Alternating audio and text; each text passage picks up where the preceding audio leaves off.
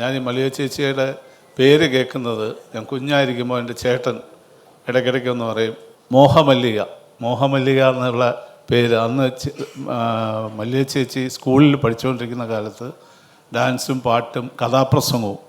അപ്പോൾ ചേട്ടൻ വന്നൊരു ചന്ദനക്കട്ടിലിൻ്റെ ഒരു കഥ മല്ലിക ചേച്ചി പറഞ്ഞത് എനിക്കിപ്പോഴും ഓർമ്മയുണ്ട്. ചേട്ടനിപ്പം റിട്ടയർ ചെയ്ത് ട്രിവാൻഡ്രത്ത് തന്നെ ഉണ്ട്. ചേട്ടൻ ഡിഫൻസ് സെക്രട്ടറി ആയിട്ട് റിട്ടയർ ചെയ്തു.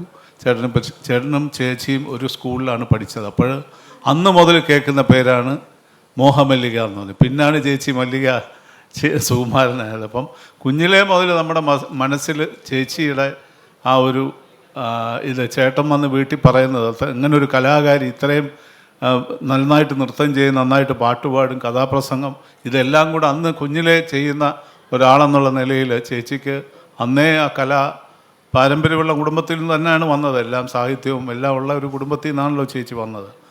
അതുമാത്രമല്ല ചേച്ചിയെ സംബന്ധിച്ചോളം പറയുകയാണെങ്കിൽ ചേച്ചിക്ക് അപ്പുറത്തും ഇപ്പുറത്തും രണ്ട് രത്നങ്ങളാണുള്ളത്. ഒന്ന് ഇന്ദ്രനും രാജുവും. അവർ മാത്രമല്ല, അവർ സിനിമയിലെ ഏറ്റവും വലിയ താരങ്ങളായി മാറുന്നത് മാത്രമല്ല, ഇന്ത്യയിലെ ഏറ്റവും വലിയ താരങ്ങളായെന്ന് മാത്രമല്ല, അവരുടെ രണ്ട് ഭാര്യമാരും സിനിമയിൽ വളരെ ഫേമസ് ആയിട്ടുള്ള അങ്ങനെ ഒരു കുടുംബം നമുക്ക് ചിന്തിക്കാൻ പറ്റാത്തൊരു കാര്യമാണ്. എല്ലാവരും സിനിമയിൽ. സുപ്രിയ ആണെങ്കിൽ ഇന്ത്യ അറിയപ്പെടുന്ന ഏറ്റവും വലിയ നിർമ്മാതാവാണ്. നമ്മളെ പൂർണിമ വളരെ നല്ലൊരു, അത് ചിരിക്കാനല്ല, ഞാൻ പ്രൊഡ്യൂസേഴ്സ് അസോസിയേഷൻ്റെ ആളായിട്ട് ഇന്ന് വേണമെങ്കിലും പറയാം. സുപ്രിയ ചെയ്തിട്ടുള്ള പടങ്ങൾ ഇവിടെ പറയുമ്പോൾ എല്ലാവർക്കും അറിയാമല്ലോ അതിനെക്കുറിച്ച്. അപ്പം പൂർണിമയാണെങ്കിലും പൂർണിമയ്ക്ക് ഫാഷൻ ഡിസൈനിങ്ങും അഭിനയവും കാര്യങ്ങളും ഇന്നും രാവിലെ അത് അഭിനയിച്ചിട്ട് ഓടി, ഉറക്കമില്ലാതെ ഓടി നേരെ എയർപോർട്ടിൽ വന്നിട്ട് ഇവിടെ വന്നിരിക്കുകയാണ് ഈ പ്രോഗ്രാം. അപ്പം ഇത് ഒരു നമ്മളൊന്നും കേട്ട് പോലും കേൾവിയില്ലാത്ത രീതിയിലുള്ളൊരു കുടുംബമാണ്. എല്ലാവരും സിനിമയിൽ, മക്കളും മരുമക്കളും ഒക്കെ സിനിമയിൽ. ഇനി 3 കൊച്ചുമക്കളുണ്ട്, അവരും കൂടെ ഇനി സിനിമയിലേക്ക് വരും എന്നുള്ളത് നമുക്ക് പ്രതീക്ഷിക്കാം. അവരും വരുമായിരിക്കാം.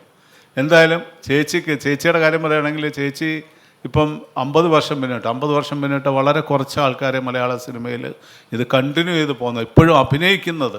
അതായത് ആ ഒരു തൊഴിൽ കൊണ്ട് നടക്കാൻ 50 കൊല്ലമായിട്ട് ചെയ്യാന്ന് പറയുന്നത് അതൊരു ചില്ലറ കാര്യമൊന്നുമില്ല. എനിക്ക് മല്ലിക ചേച്ചി ഇവിടെ എത്തിയെന്ന് പറയുന്നത് ഒത്തിരി സുഖേട്ടൻ്റെ ഒരു സപ്പോർട്ട്.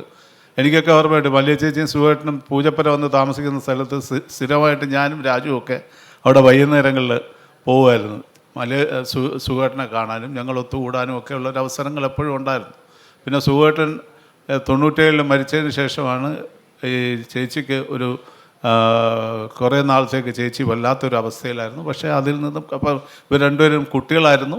ഇവർ രണ്ടുപേരും ഇന്ന് എത്തുന്ന രീതിയിൽ ഏറ്റവും വലിയ നിലയിലെത്തി. അടുത്ത ഞാൻ പ്രതീക്ഷിക്കുന്നത് രാജുവിന് ഒരു നാഷണൽ അവാർഡ് മറ്റേ പുതിയതായിട്ട് വരാൻ പോകുന്ന സിനിമയിൽ, ഞാനത് ചുമ്മാ ഒരു വാക്ക് പറയില്ല, അതിനുള്ള എല്ലാ സംഭവങ്ങളും ആ സിനിമയ്ക്കകത്തുണ്ട്. അത് നമുക്ക് എന്തായാലും 2025 ആ പടം 23-ലാണ് സെൻസർ ചെയ്തത്.